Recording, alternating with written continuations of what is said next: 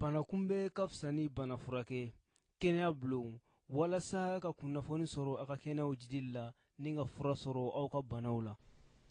Salatu Rabbi ma salami ala habibi khairil anami. Salatu Rabbi ma salami ala habibi khairil anami. Bari shufuki danil kutu. أعوذ بالله السميع العليم من الشيطان الرجيم. بسم الله الرحمن الرحيم. الحمد لله رب العالمين، ثم الصلاة والسلام على أشرف الأنبياء والمرسلين سيدنا ونبينا محمد صلوات الله وسلامه عليه وبعد. أما ما سنة سبحان الله له أموفو بوتري تري أو كنا كسنة سبحان سنتي أكجب عنك amma yɔrɔ la k'a fɔ nin y'aw ka émission daminɛlen sa min bɛ kuma aw ka kɛnɛya kow kan komi an bɛɛ b'a kalama cogo min na sunkalo sera a ka kan bana dɔw bɛ yen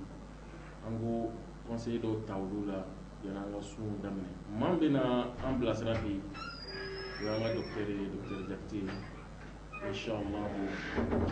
a bɛna kuma mun an k'an jilaja an ka baara kɛ n'a ye n'Ala sɔnna an bɛna nafaba sɔrɔ a la. Yan'o cɛ sa an b'a fɔ an ka docteur assalamu alaikum wa rahmatullahi wa barakatuh. Wa alaikum salam wa rahmatullahi wa barakatuh. Ɲɛbila kuma jumɛn b'i bolo ka ɲɛsin an balimaw ma nin waati in na Mali kɔnɔ ani Mali kɔ kan yanni an ka don kɔrɔfɔw kɔnɔna na. Ok, alhamdulillah, an bɛ Allah subhanahu wa ta'ala tanto k'a barikada ka ɲini Allah subhanahu wa ta'ala fɛ nɛɛma ani kisi caman ko k'an kuntigi Muhammad sallallahu alaihi wa sallam a n'a ka so dunkew a n'a ka sahaba sanumaw ani mɔgɔ tuguraw kɔ fo ka taa se jɔ dɔ ma. An b'a deli Ala fɛ Ala ka an bɛn an sen ma. Ayiwa an bɛ foli lase télé Suna TV mɔgɔ bɛɛ lajɛlen ma fɛn fɛn ɲɛ bɛ an na nin waati la Mali kɔnɔ ani Mali kɔ kan. Ayiwa ka foli kɛrɛnkɛrɛn ka aw fo aw ni aw ka baarakɛɲɔgɔn bɛɛ lajɛlen. Donc an b'a la deli Ala ka nin kɛ fɛn ye min bɛ se ka an ka banabaatɔw bɛɛ lajɛlen nafa Mali kɔnɔ ani Mali kɔ kan. N'o tɛmɛna ka bɔ yen docteur an bɛ don kɔrɔfɔw kɔnɔna na n'Ala sɔnna an ka kɔrɔfɔ bɛna boli fɛn fila de kan n'o fɔlɔ ye diabète ye o filanan ye tension ye. Diabète yɛrɛ ye mun ye tension fana ye mun ye docteur? Ok, ɲininkali diyara n ye kosɛbɛ. N'i y'a mɛn ko diabète donc diabète ye sukaro caya bana de ye jeli la. Donc farikolo bɛ balo ni sukaro de ye mais o y'a ye ni sukaro danna a hakɛ la. Ni sukaro tɛmɛna hakɛ dɔ kan jeli la de façon permanente donc a bɛ k'a fɔ ko diabète bɛ o tigilamɔgɔ la. Donc sukaro kan ka kɛ hakɛ jumɛn de la ka taa 0,70 ka taa se 1,10 gramme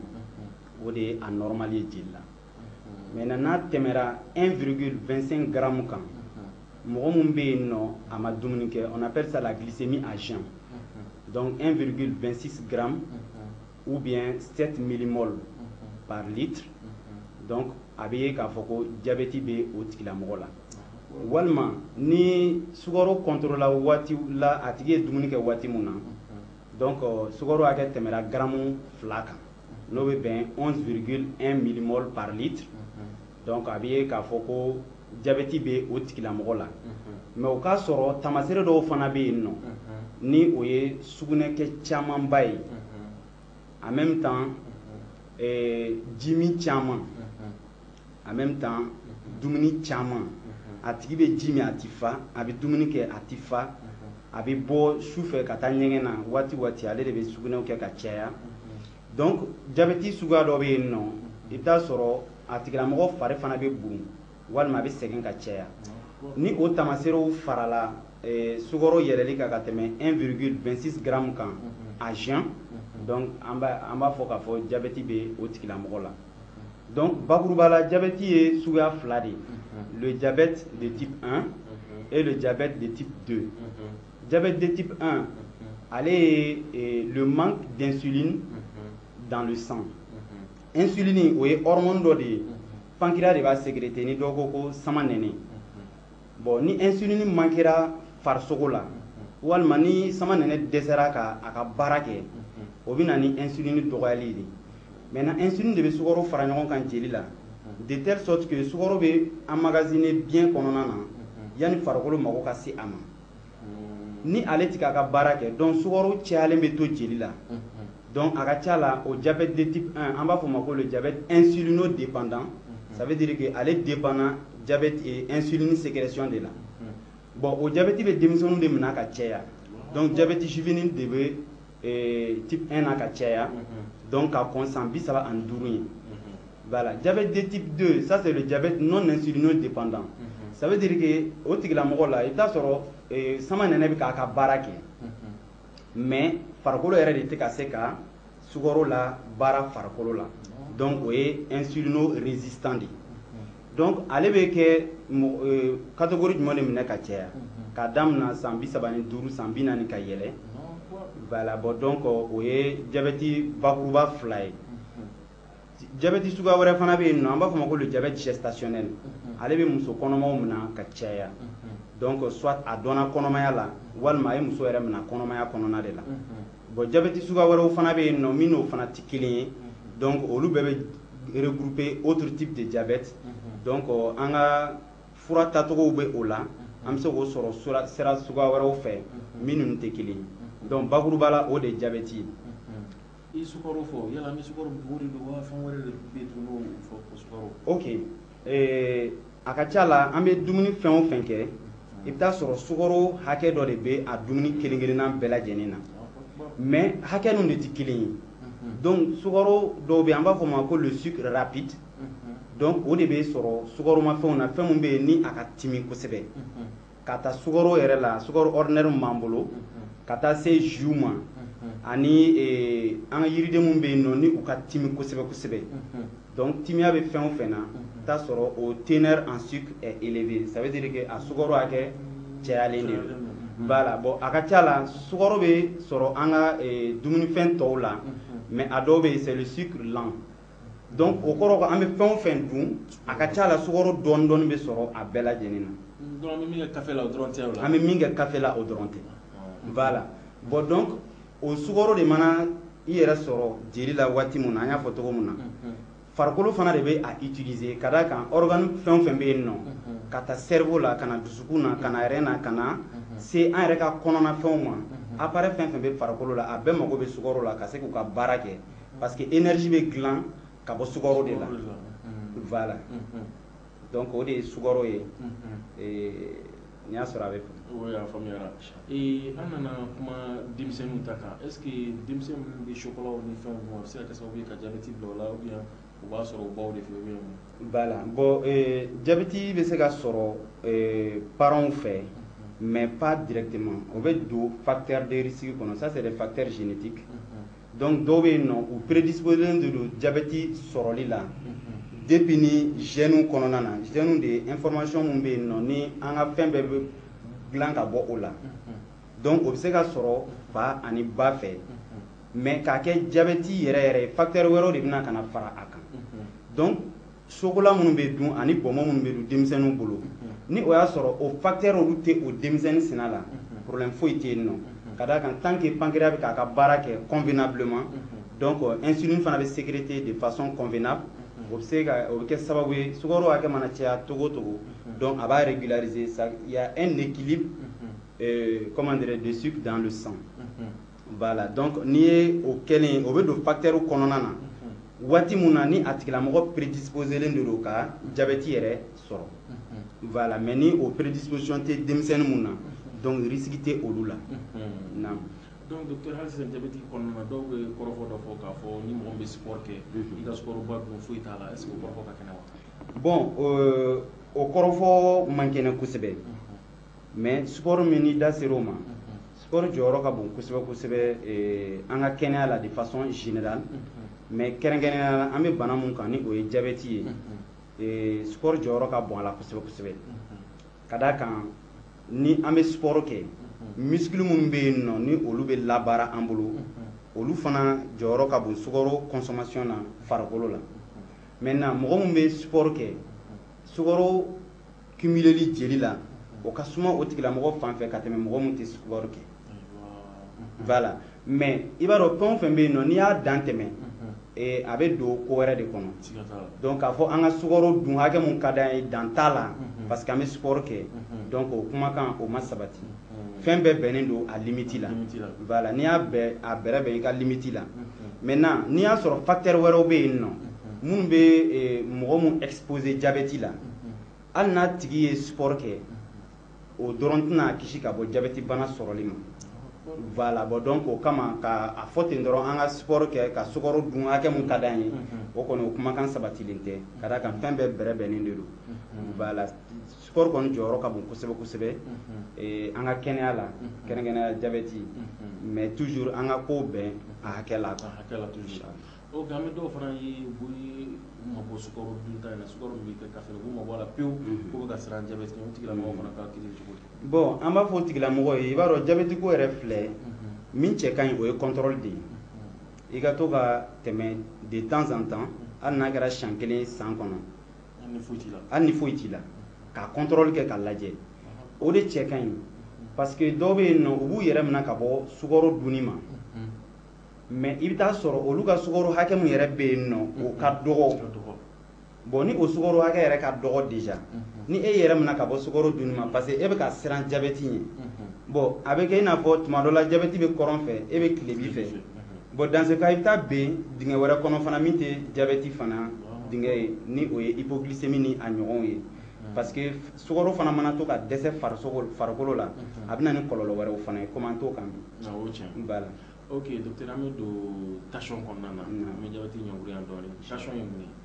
bon n'i y'a mɛn ko tension c'est l'élévation de la pression artérielle dans le sang maintenant pression dɔ de bɛ jeli pomper jeli siraw kɔnɔna na parce que ni dusukun ye jeli pomper déjà il faut que relais ka ta jeli siraw fɛ mais kɛrɛnkɛrɛnnenya la jeli sira mun bɛ yen n'a bɛ fɔ o ma les artères jeli sira mun bɛ jeli labɔ dusukun na ka taa ni a ye farikolo organe tɔw bɛɛ lajɛlen na pression mun bɛ organe tɔw ninnu que ça soit le rein le cerveau que ça soit les organes digestifs et autres voilà donc o jeli sira minnu bɛ yen nɔ pression dɔ de bɛ o kɔnɔ o fana pression kan ka dan hakɛ dɔ de la o de ye a normal ye ni pression yɛlɛla ka tɛmɛ a normal kan donc a bɛ fɔ ko hypertension de bɛ a tigi la ka d'a kan généralement an b'a fɔ ko tension bɛ karisa la tension bɛ karisa la mais en réalité a bana yɛrɛ o ye hypertension hypertension ça veut dire que la pression a dépassé les limites donc ni tension yɛlɛna ka tɛmɛ 14 o ye sanfɛta ye walima 9 o ye dugumata ye sanfɛta an b'a fɔ o ma ko la pression artérielle systolique n'o tɛmɛra 14 kan walima la pression artérielle diastolique o ye dugumata ye ni o tɛmɛra 9 kan donc a bɛ k'a fɔ de façon permanente aussi contrôle 2-3 kɔfɛ a yera toujours k'a fɔ tension yɛlɛlen de don en ce moment a bɛ k'a fɔ ko tension bana bɛ o tigilamɔgɔ la naam donc ni tension ye sisan naam mais waati jumɛn an b'a dɔn ko tension banna waati jumɛn an t'a dɔn ko tension banna voilà an b'a dɔn waati jumɛn ko tension banna dɔgɔtɔrɔ de b'a confirmer signe dɔw bɛ se ka an lasɔmi o signe dɔw ye kunkolodimi walima ka kunkolo giriya walima ka tulo bɛ se ka mankan bɔ les bourdonnements d'oreille en même temps vertige bɛ se ka k'i la walima bɛ se ka fɛgɛya i sen kan ni o tamaserew kɛra i la tension de bɛ ta k'a confirmer parce que o tamaserew bɛ se ka kɛ bana suguya wɛrɛw la mun tɛ tension fana ye donc o kɔrɔ ko signe dɔw de bɛ se ka i lasɔmi mais ka se k'a dɔn tigi tension bɛ hypertension bɛ i la contrôle de bɛ a sɛmɛntiya. docteur Alisa an bɛ tension kɔnɔna na fɔlɔ n'an kun y'a jateminɛ tension kun ye maakɔrɔba bana ye mais sisan ka ca denmisɛnninw na kosɛbɛ mun de nalen don n'o ye. bon i b'a dɔn tension tun ye mɔgɔkɔrɔba bana ye hali yɔrɔ in na n'i ye tension facteur de risque lajɛ âge avancé bɛ a la parce que ni âge avancera donc jeli siraw bɛ u bɛ sɛgɛn walima jelisiraw bɛ ja la rigidité des vaisseaux donc ni jelisiraw jara a bɛ kɛ sababu ye ka pression augmenter jelisira kɔnɔna na mais denmisɛnninw ta i bɛ taa sɔrɔ tension filɛ nin ye a bɛ se ka kɛ mɔgɔ la ka caya mais a ti dɔn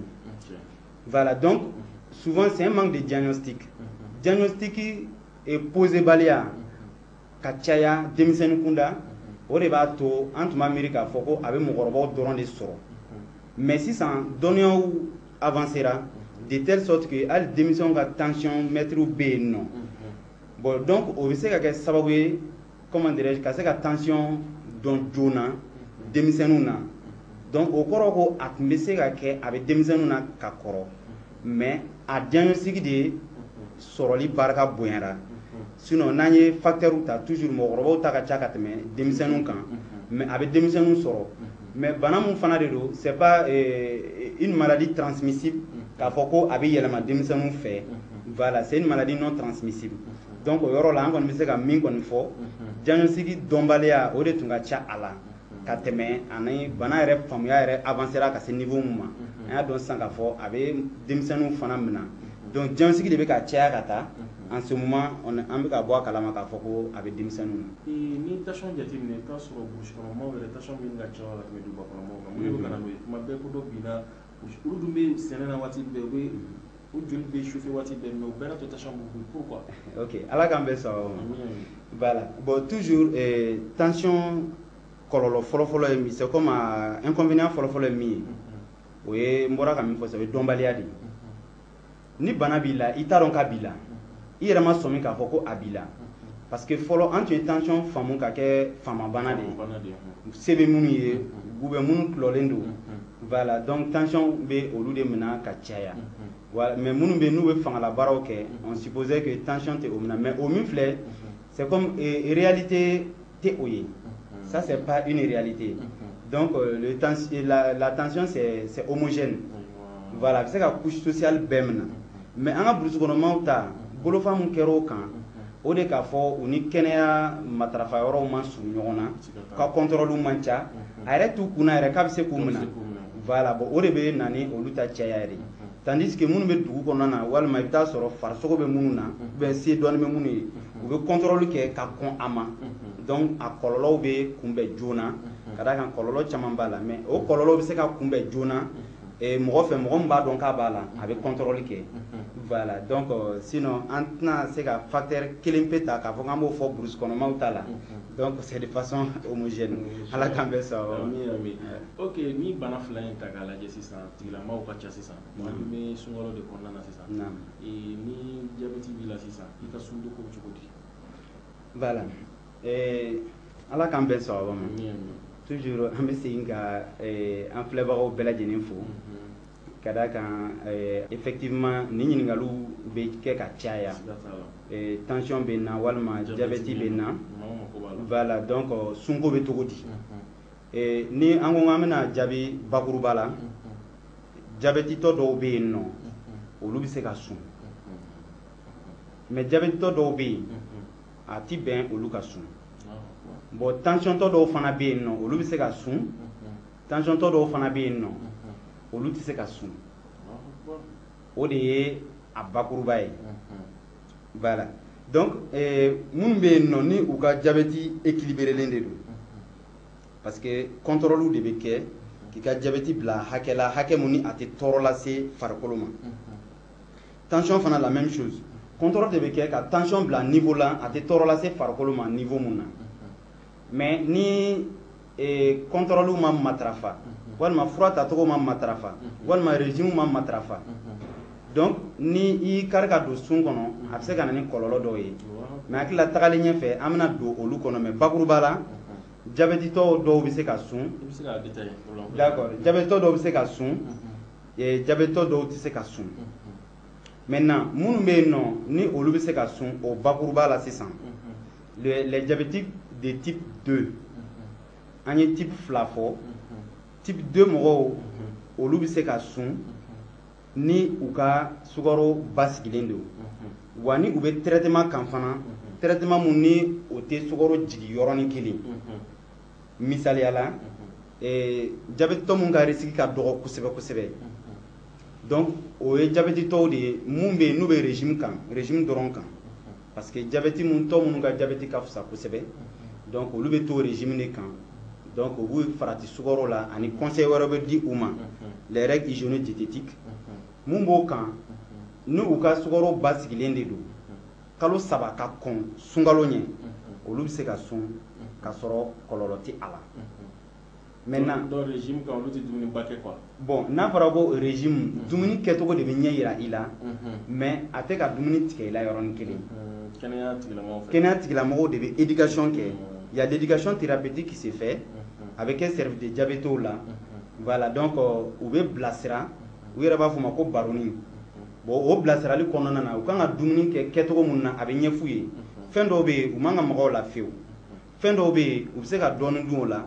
fɛn dɔw bɛ yen u bɛ se ka caman fana dun o la voilà bon o ladilikanw de ko don jabɛtɔw b'a kalama déjà bon donc o régime mun bɛ fɔ u ye ani sport ko mun fana fɔra u ka to k'u fari bɔ ɲɔgɔn na hali n'a kɛra 3 fois dans la semaine siɲɛ 3 semaine kɔnɔna na donc ka taa se u kana kɛ mɔgɔ ye mɔgɔ mun bɛ sédentarité mun sigilen don yɔrɔ kelen pepepewu donc o mesure ninnu bɛɛ faralen ɲɔgɔn kan o bɛ kɛ sababu ye ka dɔw ka sukaro basigi ka sɔrɔ u tɛ fura kan olu bɛ se ka sun basi ti a la minnu fana bɛ ka furakisɛw ta parce que les antidiabétiques oraux donc diabète fura ye suguya 2 ye pikiriw bɛ yen nɔ n'a bɛ fɔ o ma ko les injections d'insuline ani furakisɛw bɛ yen nɔ les ados donc les antidiabétiques oraux olu fana ni mɔgɔ min b'o o groupe dɔw kan parce que o groupe damadɔ bɛ yen nɔ a groupe dɔ bɛ yen les guanine kɛrɛnkɛrɛnnen la metformine ni minnu b'o kan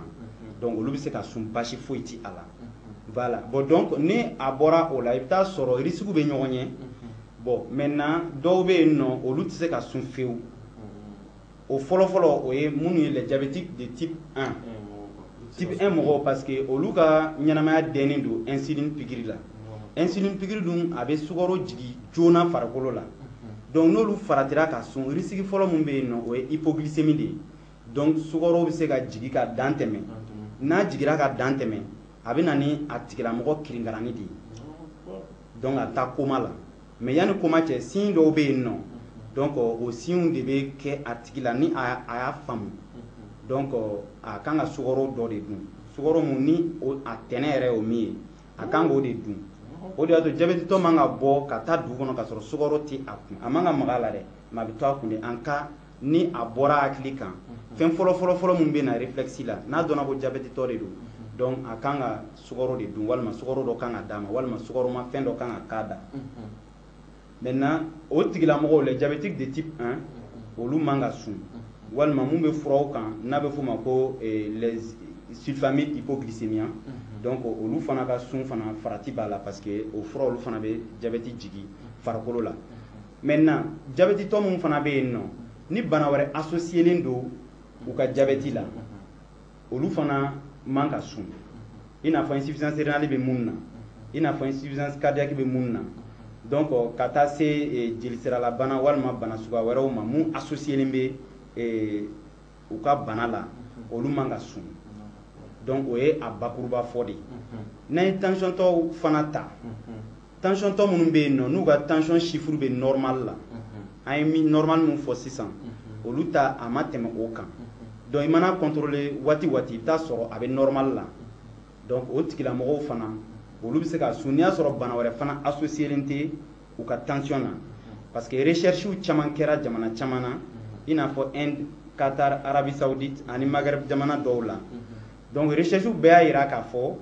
ko mɔgɔ minnu bɛ yen nɔ ni tension b'u la ni u sunna ka sɔrɔ u bɛ tension critères rempli minnu bɛ se ka sun a bɛ kɛ sababu ye k'u ka tension basigi parce que sun fana bɛ na ni fɛn dɔ fana basigilen farikolo la n'a bɛ fɔ les lipides maintenant lipides donc olu de i n'a fɔ kɛn mun bɛ farisogo la donc a bɛ kɛ sababu ye ka kɛn basigi bon ni kɛn basigira a bɛ kɛ sababu ye ka tension basigi en même temps a bɛ kɛ sababu ye ka diabète fana k'a basigi fana voilà bon donc hali an yɛrɛ fana ye recherche dɔ fana k'a kan en 2012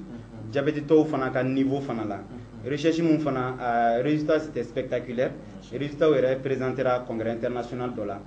o kɔnɔna na a yira k'a fɔ an y'a ye k'a fɔ diabète yɛrɛ tension disons a bɛ diabète tɔw dɛmɛ kosɛbɛ kosɛbɛ u ka diabète équilibré comme an ka recherche tun bɛ diabète de kan mais recherche wɛrɛw kɛra fila bɛɛ fana kan min y'a yira k'a fɔ ni mɔgɔ minnu bɛ a critères rempli donc a bɛ se ka minnu bɛ se ka sun bɛ se ka na ni nafa ye mais minnu t'a critères rempli donc olu k'u yɔrɔ ma janya ka bɔ sun na o de cɛ ka ɲi. hali sisan sun kɔnɔna in na i t'a sɔrɔ sugudun waati maaw caman b'a fɛ ka dumuni kɛ k'i kɔnɔ fa cogo min na kɔngɔ ka n'i sɛgɛn tile kɔnɔ o suntigɛ waati dɔw fana bɛ jiba min diabètetigiw ni tensiɔntigiw e bɛ mun fɔ olu ɲɛna o yɔrɔ kan. toujours ala k'an bɛn sɔrɔ ma bon min ye suntigɛ waatiw ye ani sugudun waatiw kɛrɛnkɛrɛnnenya la diabète tɔw ni suntigɛ waati sera régime mun fɔra u ye u kan k'u jija toujours ka to o régime cadre kɔnɔna na parce que jateminɛw la risque fɔlɔfɔlɔ mun bɛ diabète tɔw fɛ suntigɛ waati o ye hyperglycémie de ye sukaro yɛlɛli ka tɛmɛ a hakɛ kan parce que y a un pic glycémique qui se fait immédiatement après la rupture voilà bon donc o ye diabète tɔw ta ye u kan ka to régime kɔnɔna na fɛn fɛn bɛ yen ni u man ka dun kɔrɔlen i n'a fɔ sukaromafɛn mun fɔra u ye u fana sukaro tɛ o dagaw ye voilà maintenant tension tɔw fana kɔgɔko fana fɔr'u ye ka dan niveau mun na parce que olu ka kɔgɔ niveau ni tɔw ta tɛ kelen ye walima waati dɔw la yɛrɛ a bɛ fɔ k'u ka a nɛmɛ kosɛbɛ donc u kan ka to o kɔnɔna na maintenant sun don waati k'a dabɔ a kama k'i kɔnɔ fa ko parce que tile non ça c'est pas conseillé toujours a ɲininen yɛrɛ de don recommandation na donc suguri waati dumuni léger c'est comme dumuni hakɛ bɛnnen u ka dun suguri waati donc o de cɛ ka ɲi kosɛbɛ kosɛbɛ mais kɛrɛnkɛrɛnnenya la dumuni minnu bɛ yen nɔ qui ont des index glycémiques lents donc minnu bɛ yen n'o ye sukaro prolongélen de don jeli la donc a ka ca la olu de kan ka dun suguridun waatiw ka caya mais k'a dabɔ a kama k'i kɔnɔ fa walima e ɲininkali kɛ ko minnu bɛ ji caman min ji minni ka ɲi kosɛbɛ mais ka caman min yɔrɔnin kelen donc farati bɛ o de la ka caman min yɔrɔnin kelen sinon conseil la k'a ta sun tigɛli la ka taa se suguri dunni ma ji min ta a hakɛ man ka dɔgɔya litiri 2 sinon litiri 3 ma su kɔnɔna na a kɛra tension tɔw ye walima a kɛra diabète tɔw ye voilà donc o cɛ ka ɲi kosɛbɛ mais i bɛ ji de min dɔɔnin dɔɔnin au fur et à mesure fo ka se o niveau ma o de cɛ ka ɲi ala k'an bɛn sɔrɔ. ami an balimaw nin bɛ dansigi ani docteur Jakite ka baro la an b'a fɔ ala k'an bɛn a ɲɔgɔnna wɛrɛ ma wasalaamu aleykum wa rahmatulahi wa barakatuh. bana kunbɛ ka fisa ni bana furakɛ kɛnɛya bulon walasa ka kunnafoni sɔrɔ a ka kɛnɛyaw jidili la ni ka fura sɔrɔ aw ka banaw la. Salatu Rabbi ma salami ala habibi khairil anami. Salatu Rabbi ma salami ala habibi khairil anami. Badi shufu